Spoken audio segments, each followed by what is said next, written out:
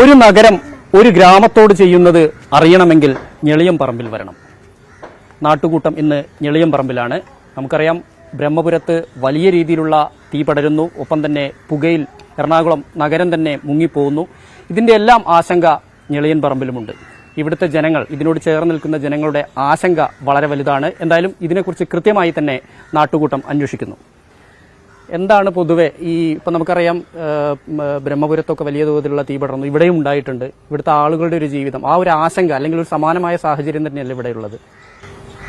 എനിക്ക് തോന്നുന്നത് ബ്രഹ്മപുരത്തിനെക്കാട്ടും അപ്പുറത്താണ് ഇവിടുത്തെ കുറച്ചും കൂടെ ജനസാന്ദ്രത കൂടിയ ഒരു പ്രദേശമാണ് ഞെളിയൻപറമ്പിനോട് ചേർന്ന ഭാഗം. ഇവിടെ 2 സെന്റ് 3 സെന്റ് പരമാവധി 5 സെന്റ് ഒക്കെ ഉള്ളൂ ഓരോരുത്തർക്ക് വീടിന് ഉള്ളത്. അപ്പം കൂടുതൽ ജനസാന്ദ്രത ഉള്ള ഒരു പ്രദേശമാണ് ഈ ഞെളിയൻപറമ്പ് പരിസരം. ഒരുപക്ഷെ അതുപോലുള്ളൊരു തീപിടുത്തം ഉണ്ടാവുകയാണെങ്കിൽ ഇവിടെ ഒരു വലിയൊരു ഇഞ്ചുറി തന്നെ ഇവിടെ സംഭവിക്കും. കാരണം പെട്ടെന്ന് ആളുകൾക്ക് രക്ഷപ്പെട്ടു പോകാനൊക്കെ കഴിയാത്തൊരു സാഹചര്യം ഇവിടെ ഉണ്ട്.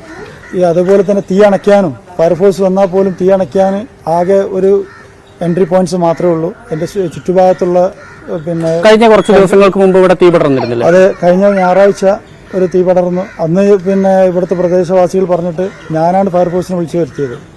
അന്ന് മുന്നിലിരിക്കുന്ന സെക്യൂരിറ്റി പോലും തീ പിടിച്ചത് അറിഞ്ഞിട്ടില്ല എന്നുള്ളതാണ് ഇതിന്റെ ഒരു യാഥാർത്ഥ്യം.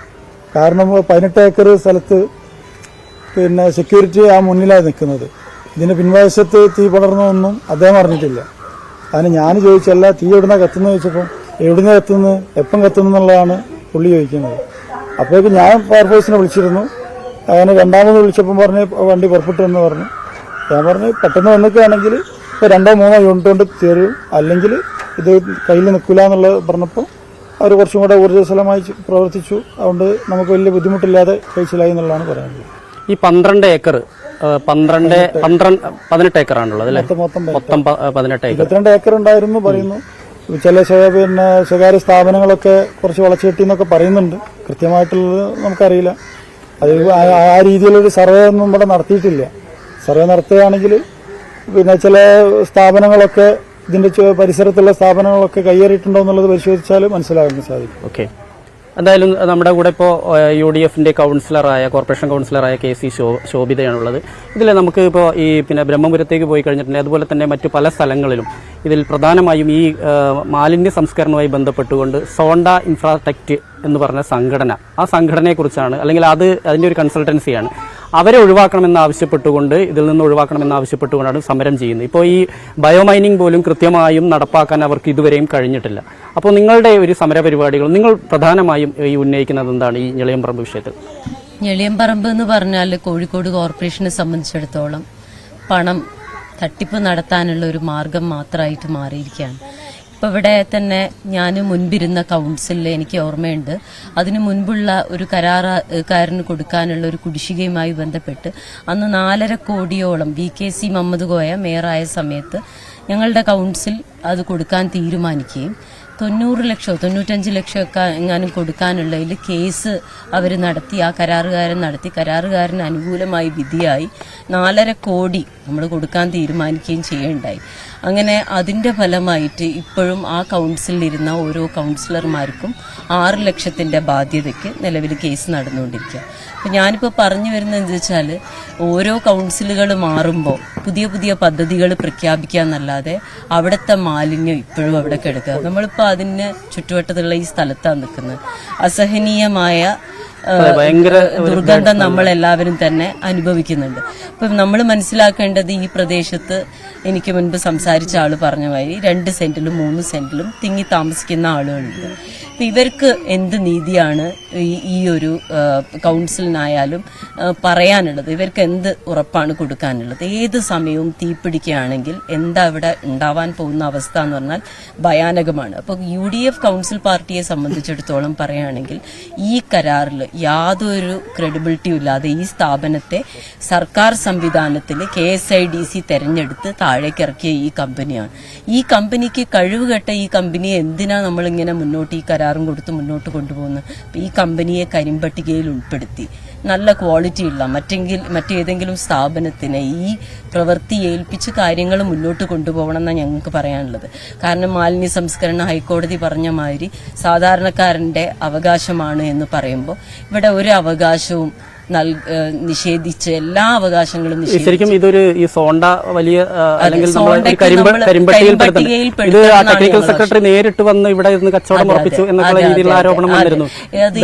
ഈ നവംബറിൽ ടെക്നിക്കൽ സെക്രട്ടറി നേരിട്ട് ഈ സ്ഥലത്ത് വന്നു എന്നാണ് നമ്മൾ മനസ്സിലാക്കുന്നത്. അപ്പൊ ഇത്തരം ഒരു പദ്ധതിക്ക് നമ്മൾ മനസ്സിലാക്കേണ്ടത് എല്ലാവിധ സൗകര്യങ്ങളും മേലെ നിന്ന് ചെയ്തു കൊടുക്കുക. ഓരോ ഫയലിലും ഒപ്പിടണമെങ്കിൽ തന്നെ ചീഫ് സെക്രട്ടറിയുടെ നേതൃത്വത്തിൽ സമ്മർദ്ദം വരികയാണ്. എഞ്ചിനീയറിംഗ് വിഭാഗം വളരെ വ്യക്തമായിട്ട് എഴുതിയിട്ടുണ്ട്, ഇവിടെ 75% പണി നടന്നിട്ടില്ല, 75% ബില്ല് വേണമെന്ന് പറഞ്ഞിട്ട് ഈ കമ്പനി കത്ത് കൊടുത്തിരിക്കുക. ഈ ബയോമൈനിങ്ങിന് 7 കോടി, അതിൽ 1.5 കോടി രൂപ അവർ വാങ്ങിച്ചു കഴിഞ്ഞു. പക്ഷെ അതനുസരിച്ചുള്ള ഒരു ഒന്നും ചെയ്തിട്ടില്ല, ഒന്നും ചെയ്തിട്ടില്ല. 50% ബയോമൈനിങ്ങിന്റെ പൈസ നമ്മൾ ഓൾറെഡി കൊടുത്തു കഴിഞ്ഞു.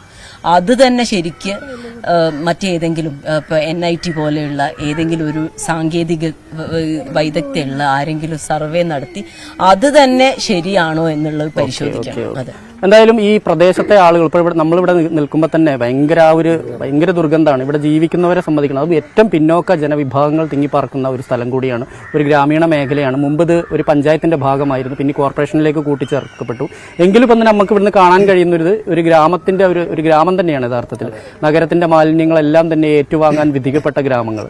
അപ്പോൾ ഇവിടുത്തെ ജനങ്ങളുടെ ഒരു അവസ്ഥ എത്രയോ വർഷമായിട്ട് ഇപ്പം ഞാൻ മനസ്സിലാക്കിയിടത്തോളം നമ്മുടെ പലതിലും വായിച്ചറിഞ്ഞൊരു കാര്യം 100 വർഷമെങ്കിലും ആയി കാണും. അന്ന് മനുഷ്യവിസർജ്യം ഉൾപ്പെടെ ഇവിടെ കൊണ്ടുവന്ന് തള്ളിയിരുന്നു, അവിടുത്തെ ജനങ്ങളുണ്ടായിരുന്നു.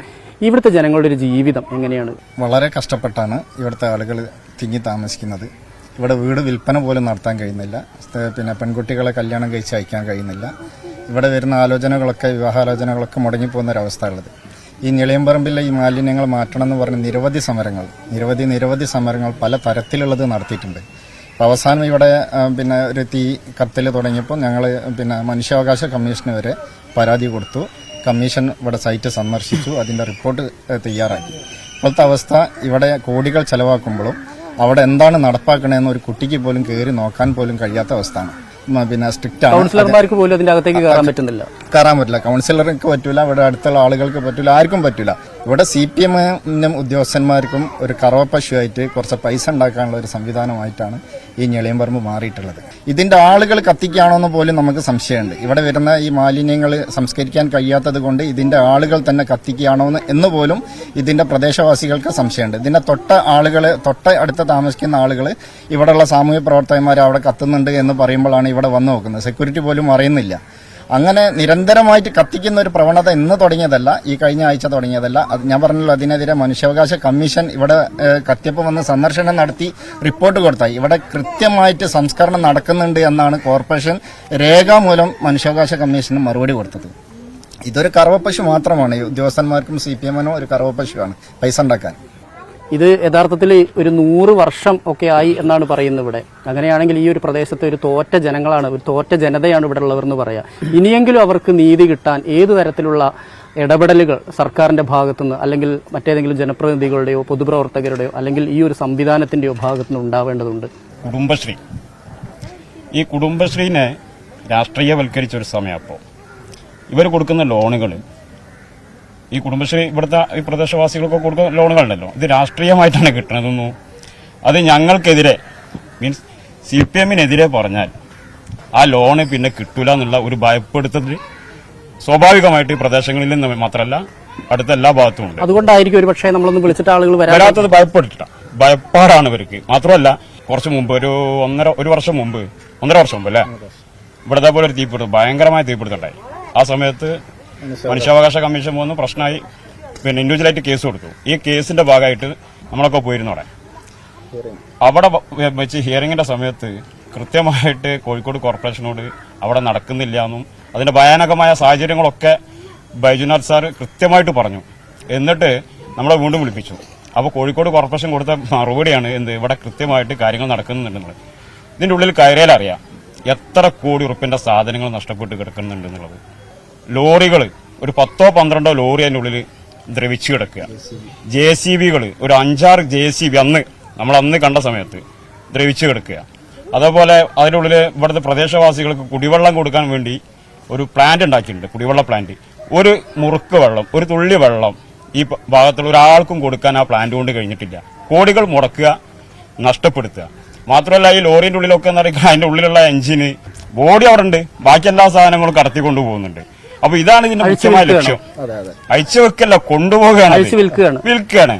അപ്പൊ ഇതാണ് ഇതിന്റെ സത്യമായിട്ടുള്ള കാര്യം. കാരണം ഇവർക്ക് എപ്പോഴും ഇതൊരു കറവപ്പശ, പൊന്മുട്ടയിടുന്ന താറാവ്. ആ രാഷ്ട്രീയ പാർട്ടി ഇതിന് ഒരുപാട് ആളുകൾ കോടീശ്വരന്മാരായി. ഇപ്പൊ കഴിഞ്ഞ ഒരു 10 കൊല്ലം മുമ്പ് നമ്മൾ ഇവിടെ വലിയൊരു പ്രക്ഷോഭം ഉണ്ടായിരുന്നു.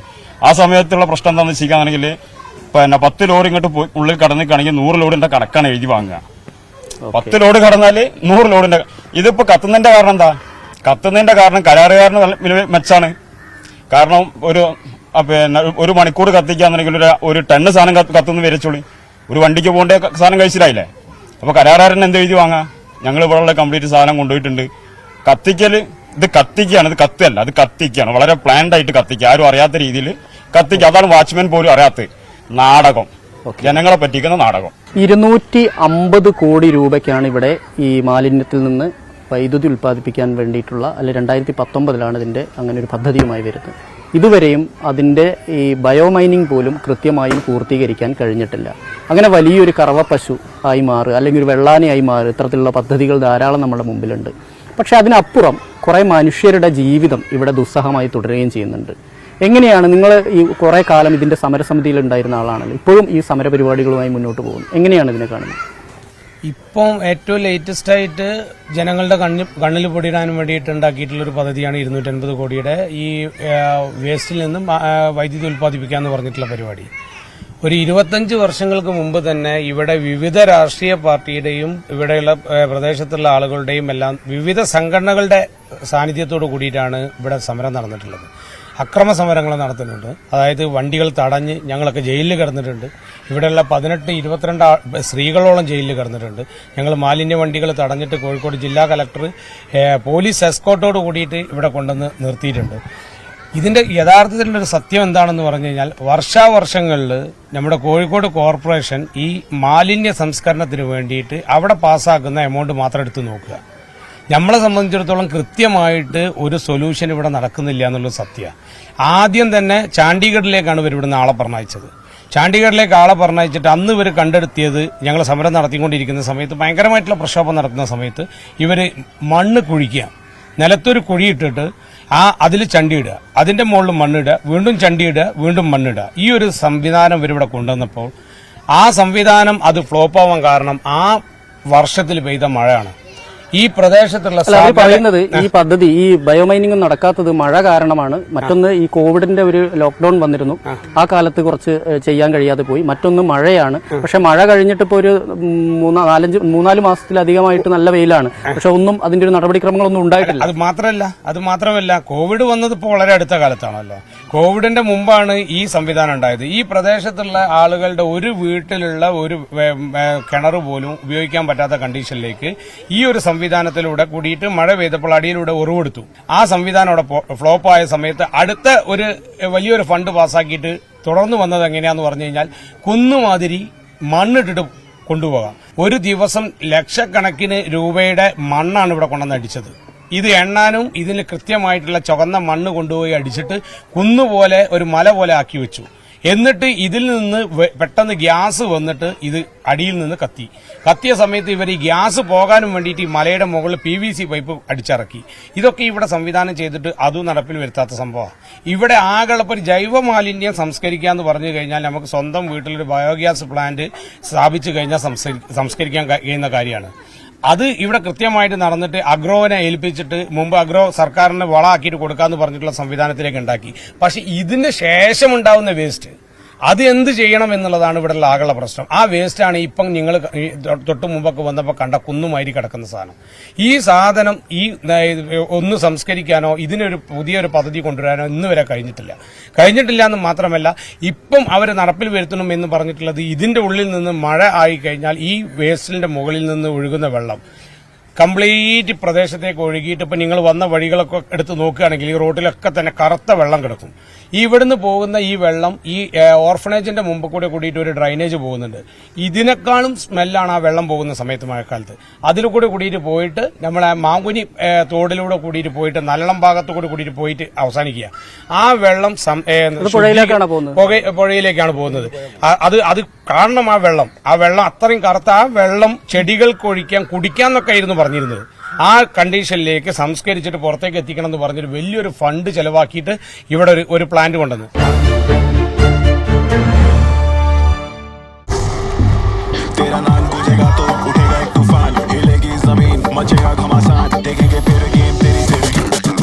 ये है शुरुआत तेरी, अब हर जुबान पे होगी बात तेरी। देखिए पहला Tata women's premier league sports 18 और जियो सिनेमा पर।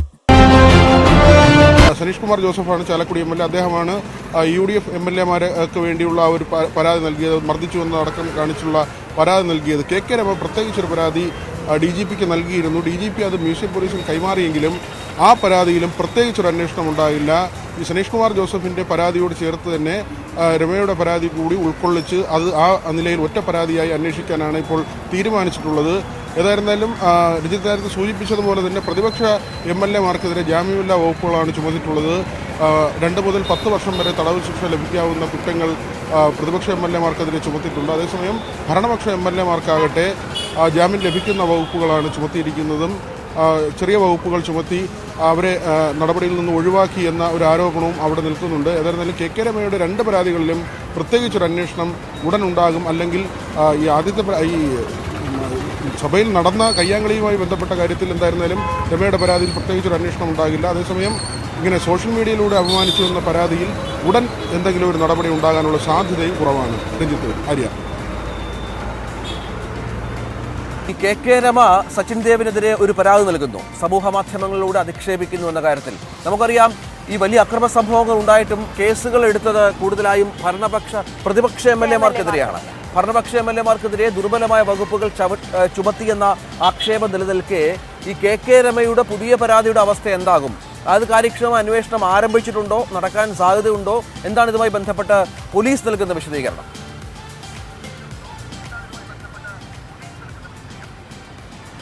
Ranjith, Arya, good morning. സഭയിൽ നടന്ന സംഭവ വികാസങ്ങൾ ഈ പരാതികൾ കൊണ്ട് മാത്രം അവസാനിക്കുന്നതല്ല. നാളെ വീണ്ടും സഭാ സമ്മേളനം ചേരുന്നുണ്ട്. വലിയ പ്രതിരോധം തീർക്കാൻ അല്ലെങ്കിൽ പ്രതിഷേധ പരിപാടികളുമായി മുന്നോട്ട് പോകാൻ തന്നെയാണ് പ്രതിപക്ഷ തീരുമാനം.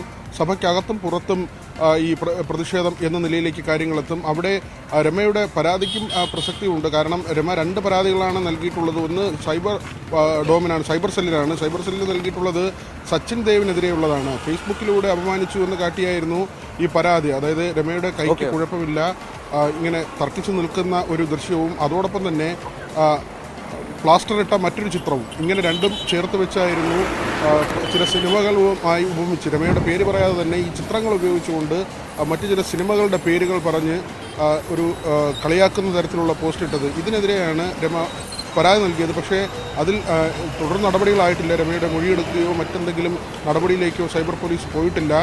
കാര്യമായ നടപടി ഉണ്ടാകാനുള്ള സാധ്യതയും കുറവാണ്. സച്ചിൻ ദേവ് ആകട്ടെ നിയമസഭയിൽ തന്നെ വാർത്താ സമ്മേളനം വിളിച്ചു പറഞ്ഞത് ഒരു ആവിഷ്കാര സ്വാതന്ത്ര്യത്തിൻ്റെ ഭാഗമാണ് എന്ന നിലയ്ക്കാണ്.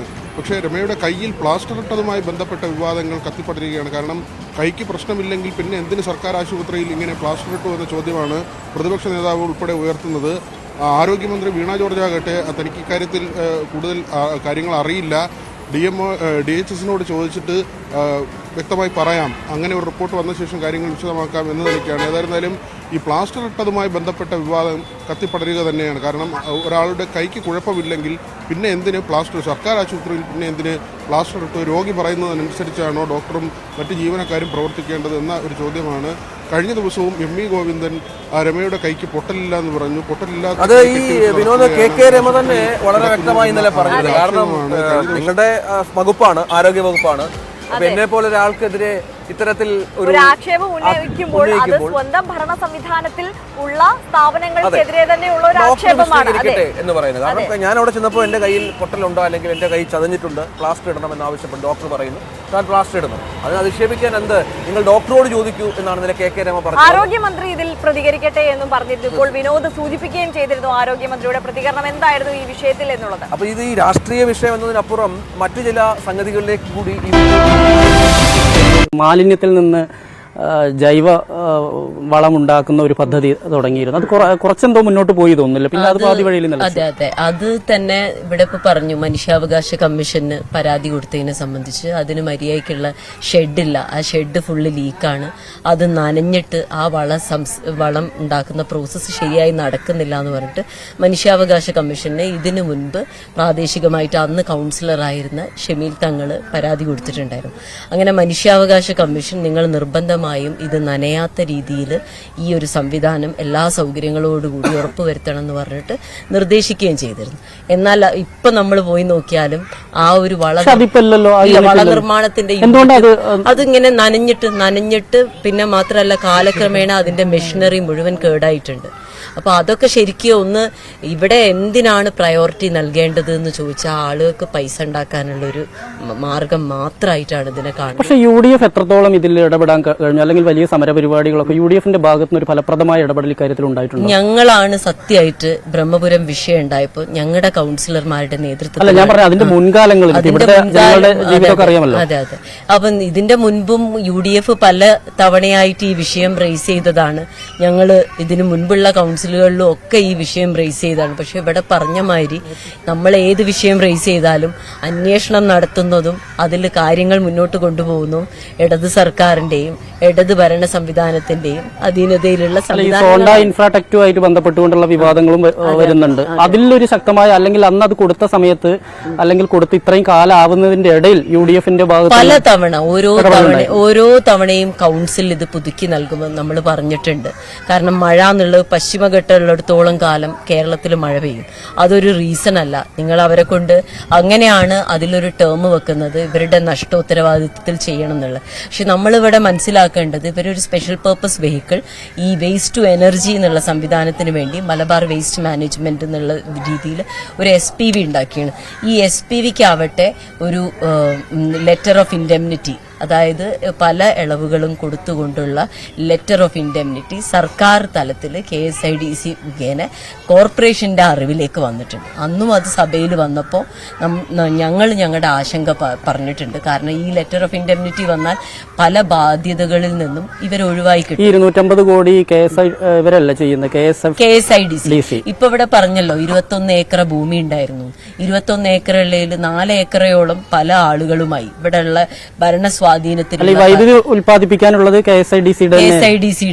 പക്ഷെ ഈ KSIDC ആണ് ഇപ്പൊ ഈ ഒരു 17 ഏക്കറിൽ 12.67 ഏക്കർ സ്ഥലം KSIDCക്ക് സബ്ലെറ്റ് ചെയ്തത്.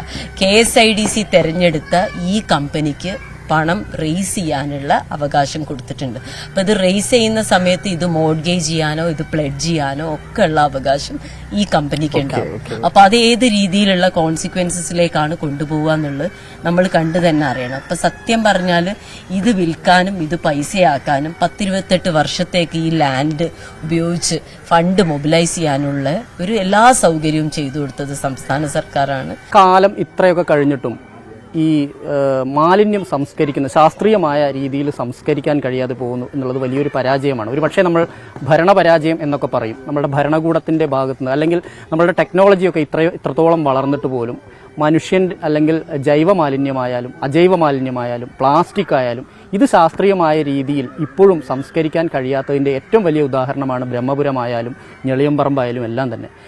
ഓരോ നാട്ടിലെയും ജനങ്ങളാണ് ഇത് അനുഭവിച്ചുകൊണ്ടിരിക്കുന്നത്. എത്രത്തോളം ഭീകരതയാണ് ഈ സംഭവങ്ങൾ നൽകുന്നത്? ജനങ്ങൾക്ക് ഉണ്ടാക്കിയെടുക്കുന്ന ഒരു ജീവിതത്തിലെ അവരുടെ ജീവിതത്തിനെ എത്രത്തോളം ഇത് ബാധിക്കുന്നുണ്ട്? ഇത് വളരെ വ്യക്തമായിട്ട് പറയാൻ പറ്റുന്നത് 2010 ഞങ്ങൾ ഈ ഞെളിയമ്പറമ്പ് സമര മുന്നണി എന്ന് പറഞ്ഞിട്ട് ഒരു സമരത്തിന് നേതൃത്വം കൊടുത്ത കൺവീനറാണ് ഞാൻ. അത് 7-8 കേസ് എൻ്റെ പേരിൽ തന്നെ ഉണ്ടായിരുന്നു. ഞങ്ങളിവിടെ ഒരു അക്രമമൊന്നും നടത്തിയിട്ടൊന്നുമില്ല. അന്ന് കലക്ടറായിട്ടുള്ള PB സലീം, അന്നത്തെ കോർപ്പറേഷൻ സെക്രട്ടറി, ഇവരെ മുമ്പിലൊക്കെ ഞങ്ങൾ വെച്ചൊരു നിലപാടുകളുണ്ടായിരുന്നു. ആ നിലപാടിന്റെ ഭാഗമാണ് പല ഇതിലും ഞങ്ങൾക്ക് ശത്രുക്കളായിട്ട് മാറിയിട്ടുള്ളത്. കേസ് വരാനുള്ള കാരണം തന്നെ എന്താണെന്ന് ചോദിച്ചാൽ, ഇതിവിടെ ഇപ്പം ഹൈക്കോടതിയും പറഞ്ഞിട്ടുണ്ട്, മുഖ്യമന്ത്രിയും പറഞ്ഞിട്ടുണ്ട്, എന്താ വികേന്ദ്രീകരണം. ഇതല്ലാത്തൊരു സൊല്യൂഷൻ ഇവിടെ ഇല്ല. കാരണം ഇവിടെ എന്ത് കൊണ്ടുവന്നാലും ഇപ്പം മെമ്പറൊക്കെ പറഞ്ഞതുപോലെ തന്നെ അഴിമതികൾ നടത്താൻ പറ്റുന്ന ഒരു അവസരമായിട്ടാണ് ഇത് കാണുന്നത്. ഒരു റോഡ്, 1 കിലോമീറ്റർ റോഡ് ഉണ്ടാക്കിയിട്ടുണ്ടെങ്കിൽ അതിന്റെ അളവും അതിന്റെ മെറ്റീരിയലൊക്കെ എത്ര എന്നുള്ളത് കൃത്യമായി കണക്ക് കിട്ടും. പക്ഷെ ഇതിനാ കണക്ക് കിട്ടൂല. കണക്കുണ്ടാക്കാൻ ഒരുപാട് പഴുതുകളുണ്ട്. ഇതിന്റെ പിന്നിൽ ഉള്ള ഒരുപാട് ആളുകൾക്ക് ഇതിന്റെ ഫണ്ടുകൾ ശാസ്ത്രീയമായിട്ട് ഇപ്പോൾ ഒരു കോർപ്പറേഷന്റെ ഒരു സംവിധാനം ഉപയോഗിച്ചുകൊണ്ട് അല്ലെങ്കിൽ സർക്കാരിന്റെ ഒരു സംവിധാനമൊക്കെ ഉപയോഗിച്ചുകൊണ്ട് ഇത്തരത്തിലുള്ള മാലിന്യ പ്ലാന്റുകൾ ജനങ്ങളെ ബാധിക്കാത്ത രീതിയിൽ കൈകാര്യം ചെയ്യാൻ കഴിയുന്നതല്ലേ? ഇവിടെ കഴിയില്ല. കാരണം ഇവിടെ ജനവാസ പ്രദേശമാണ്. ഇവിടെ മാത്രമല്ല, ഇവിടെ എട്രോസിറ്റി ആക്ട് പ്രകാരം ഹരിജൻ കോളനികളാണ് ഇവിടെ. ഇവിടെ ഒരിക്കലും ഇത് ചെയ്യാൻ പാടില്ല. അവരുടെ പേരിൽ കേസെടുക്കുക. എല്ലാ പോലീസ് സ്റ്റേഷനിലും ആ ഒരു ബോർഡ് ചുറ്റുഭാഗത്തുള്ളത് ദളിത് വിഭാഗത്തിൽപ്പെട്ട ആളുകൾ അധികവും ഉണ്ട്. അപ്പൊ ഒരിക്കലും സാധ്യമല്ല. മാത്രമല്ല, അന്നത്തെ ചർച്ചയിൽ തന്നെ നമ്മൾ പറഞ്ഞത് ഞങ്ങൾക്ക് ഇവിടെ മാലിന്യമുണ്ട്, ഞങ്ങളെ മാലിന്യം നിർത്തിട്ട് ഇവിടെ കൊണ്ടുവിടുന്നില്ല, ഞങ്ങളുടെ മാലിന്യം നമുക്ക് സംസ്കരിക്കണ്ടേ, ഞങ്ങൾ അത് എല്ലാവരും കളക്ട് ചെയ്തിട്ട് 10 സെന്റ് സ്ഥലം കോഴിക്കോട് നഗരത്തിൽ വാങ്ങിയിട്ട് ഞങ്ങൾ കൊണ്ടുപോയിട്ട് ഇവിടെ ഡംപ് ചെയ്യട്ടെ എന്ന് പറഞ്ഞു. അവരും മറുപടി ഇല്ല. നേരത്തെ ഉണ്ടായിരുന്ന തൊട്ടി കക്കൂസുകളിൽ ആ മനുഷ്യ വിസർജ്യമായിരുന്നു ഇവിടെ വന്നിരുന്നത്. അത് സർക്കാർ സംവിധാനം കാലത്തെ ഇവിടെ ആളുകൾ ഒരുപാട് താമസിച്ചിരുന്നു. പക്ഷെ അന്ന് ഇത്ര പ്രയാസങ്ങളില്ല. കാരണം കുറച്ച് അകന്നൊക്കെ ആയിരുന്നു ആളുകൾ ഉണ്ടായിരുന്നത്. മാത്രമല്ല, അന്ന് ഇതിന്റെ കുഴി കുഴിച്ചിട്ട് അതിൽ മണ്ണിട്ട് മൂടുകയും അത് വളമായിട്ട് ഇവിടുന്ന് പോവുകയും ചെയ്യുന്നത്. പിന്നെ അത് സർക്കാർ സംവിധാനം ഉപയോഗിച്ചിട്ട് അത് നിർത്തലാക്കി. പിന്നെ ഇപ്പൊ സർക്കാർ പറയുന്നത്, കോർപ്പറേഷൻ പറയുന്നത് എന്താ പറഞ്ഞാൽ, കോഴിക്കോട് നിന്ന് അറവ് മാലിന്യം ഇവിടെ വരുന്നില്ല, പിന്നെ കോഴിപ്പീടി നിന്നുള്ള മാലിന്യം ഒന്നും വരുന്നില്ല എന്നൊക്കെയാണ് പറഞ്ഞിട്ടുള്ളത്. അതിനൊക്കെ സർക്കാരിന് സംവിധാനം കോർപ്പറേഷൻ തന്നെ പറഞ്ഞിട്ടുണ്ട്. അന്നത്തെ ഞങ്ങൾ 2010 മാർച്ച് 31 അടുത്ത ലൈസൻസ് പുതുക്കണമെങ്കിൽ കോഴിപ്പീടിയിലൊക്കെ ബയോഗ്യാസ് സ്ഥാപിക്കണം. സാധിക്കാത്തവർ 2 or 3 ആളുകൾ കൂടിയിട്ട് അതിനുള്ള സംവിധാനം ചെയ്യണം. ഇങ്ങനെ കർശനമാക്കി കഴിഞ്ഞാൽ പിന്നെ പൊതുമാലിന്യം ഉണ്ടാവുള്ളൂ. ശരിക്കും ഈ ഞെളിയമ്പറമ്പിൽ ഈ ഒരു മാലിന്യ സംസ്കരണ കേന്ദ്രം ശരിക്കും അതിന്റെ ഒരു അതിന്റെ ആവശ്യമില്ല എന്ന് തന്നെയാണ്. പ്രായോഗികമല്ല. കാരണം ഇവിടെ വെള്ളം, മാലിന്യ വെള്ളം ഉണ്ടല്ലോ, ആ വെള്ളം പോലും സംസ്കരിക്കാൻ വെച്ച സംവിധാനം നമുക്കിപ്പം അഷ്റഫ് ഇവിടെ പറഞ്ഞു. അത് പോകുന്നതും അത്രയും കറുത്ത ഒരു വെള്ളമാണ് പോകുന്നത്. കുടിക്കാൻ പറ്റുമെന്ന് പറഞ്ഞാൽ വെള്ളമാണ്. ഇവിടെ എന്ത് ടെക്നോളജി അവർ ഉപയോഗിക്കുന്നത്? 28 ലക്ഷം റുപ്യ മുടക്കിയിട്ടാണ് മീൻ മാർക്കറ്റിന്റെ ഉള്ളിൽ ഒരു ബയോഗ്യാസ് ഉണ്ടാക്കിയിട്ടുള്ളത്. 48 അവിടെ വെള്ളം ചൂടാക്കുകയാണ് ചെയ്യുന്നത്. അതിപ്പോ അത് വർക്ക് ചെയ്യുന്നില്ല. ഇത് എനിക്ക് പറയാനുള്ളത് എന്താന്ന് പറഞ്ഞാല്, ഇത് ശരിക്ക് പത്രക്കാര് ഒരു അന്വേഷണത്തിന് തയ്യാറാവണം. അന്വേഷണ പരമ്പരകൾ വരണം. കാരണം ഇതിന്റെ തുടക്കം 100 കൊല്ലമൊന്നും അങ്ങോട്ട് പോകണ്ട.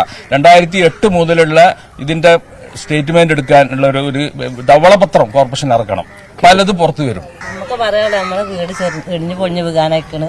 അതിന് പ്ലാൻ കിട്ടുന്നില്ല, നന്നാക്കാൻ കഴിയുന്നില്ല. അവിടെ നമുക്ക് മോന്റെ കല്യാണം ഉണ്ടാക്കാൻ നമുക്ക് കഴിയുന്നില്ല. അങ്ങനെയൊക്കെയുള്ള ഓരോ ബുദ്ധിമുട്ടാണ്. എന്താണ് ഇവിടേക്ക് അതിന് പ്ലാൻ തരുന്നില്ല? പ്ലാൻ തരുന്നില്ല. നമ്മളിപ്പോ അങ്ങനെ തെണ്ടി നടക്കുമ്പോൾ നടക്കണം. നമുക്ക് വീടില്ല, വാടക നിൽക്കാം. നമ്മളൊക്കെ എന്താ ചെയ്യുക? അല്ലെങ്കിൽ ഒരു പ്ലാൻ തരിക, അല്ലെങ്കിൽ ഒരു നമുക്ക് വേറെ വീട് എന്തെങ്കിലും തരിക. ഒന്നും ചെയ്യുന്നില്ല. 20 കൊല്ലം ഇവിടെ വന്നിട്ട് 20 കൊല്ലം മുതലേ പറയുന്നുണ്ട് ഇവിടെ ഏറ്റെടുക്കും. ഞാൻ മഞ്ചേരിയിൽ നിന്ന് വന്ന ആളാണ്. ഇവിടെ കുടുങ്ങി പെട്ടുപോയി എന്നുള്ള നിരക്ക് നിൽക്കപ്പോ ഞാൻ 22 വർഷമായി ഇവിടെ വന്നിട്ട്. നമുക്ക് വീട് നന്നാക്കാൻ കഴിയില്ല. നമുക്ക് ആ ഒരു പ്രശ്നമാണ് ഇപ്പൊ വലിയ പ്രശ്നമുള്ളത്. ജീവിതത്തിൽ നമുക്ക് മരിച്ചാൻ അഞ്ഞ് എന്നാൽ നമുക്ക് വീടുണ്ടായി കാണുക, ആ ഒരു ആഗ്രഹം വല്ലാതുണ്ട്. അല്ലെങ്കിൽ നമുക്ക് വീട് തരട്ടെ, അങ്ങനെ പറയുന്നുണ്ട്. അതിന് ഇഷ്ടമില്ലാത്ത കൊടുക്കണ്ട, നമുക്ക് ഇഷ്ടമുള്ള തരട്ടെ. അത് പിന്നെയും ഞാൻ പറഞ്ഞതാണ്. നമ്മളെ ഭയങ്കര സങ്കടത്തിലാണ്. നമുക്ക് വേറെ സ്ഥലം പോയി വാങ്ങാൻ നമുക്ക് കഴിവില്ല. എന്ത് ചെയ്യും? കേരളം എത്രത്തോളം പുരോഗമനപരമായ മുന്നേറ്റം നടത്തി എന്നറിയണമെങ്കിൽ ഞെളിയൻ പറമ്പിലേക്ക് വരണം. നഗരം തള്ളുന്ന മാലിന്യങ്ങൾ ഏറ്റുവാങ്ങുന്നതിൽ ഏറ്റവും കൂടുതൽ പിന്നോക്ക വിഭാഗങ്ങളായ ദളിതരും മുസ്ലിങ്ങളുമാണ്. എന്തായാലും നമുക്ക് ഒരിക്കലും ഇതിനെ അംഗീകരിക്കാൻ കഴിയില്ല. പക്ഷേ ഇവിടെയുള്ള ആളുകൾ പറയുന്ന പ്രധാനമായ ഒരു കാര്യമുണ്ട്. ശാസ്ത്രീയമായി ഇവിടെ തന്നെ ഈ മാലിന്യം സംസ്കരിക്കാനുള്ള സംവിധാനം ഒരുക്കണം. അതിൽ നിന്ന് വൈദ്യുതി ഉൽപ്പാദിപ്പിക്കുകയോ അല്ലെങ്കിൽ മറ്റേതെങ്കിലും ജൈവവളം ഉൽപ്പാദിപ്പിക്കുകയോ ആവാം. അവർക്ക് അതിൽ യാതൊരു തരത്തിലുമുള്ള ഒബ്ജക്ഷൻ ഇല്ല. പക്ഷേ ഈ അവസ്ഥയിൽ ഇങ്ങനെ ഇനി എത്ര കാലം ജീവിക്കാൻ കഴിയും എന്നുള്ള കാര്യത്തിലാണ് അവർക്ക് വലിയ സംശയമുള്ളത്. അതായത് വീട് നിർമ്മാണം നടക്കുന്നില്ല, അതിനുള്ള പ്ലാനുകൾ ലഭിക്കുന്നില്ല. ഒപ്പം തന്നെ ഇപ്പോഴും ശുദ്ധജല ദൗർബല്യം നല്ല രീതിയിൽ തന്നെ ആളുകളെ ബാധിക്കുന്നുണ്ട്. ഇങ്ങനെ ഒരു സാഹചര്യം ആയതുകൊണ്ട് തന്നെ ഇവിടുന്ന് മാറ്റി മറ്റൊരു സ്ഥലത്തേക്ക് ഈ മാലിന്യ സംസ്കരണ കേന്ദ്രം മാറ്റുന്നതിനോടും ആളുകൾക്ക് യോജിപ്പുണ്ട്. ശാസ്ത്രീയമായ രീതിയിലാണെങ്കിൽ ഇവിടെ തന്നെ ചെയ്യുക, അതല്ലെങ്കിൽ മറ്റൊരിടത്തേക്ക് മാറ്റുക എന്നുള്ളൊരു നിലപാട് തന്നെയാണ് ഈ പ്രദേശവാസികൾ എന്തായാലും അങ്ങനെ തന്നെയാണ് തീരുമാനിച്ചിട്ടുള്ളത്. അവർക്കൊപ്പം തന്നെയാണ് നമ്മൾ നിൽക്കേണ്ടതും.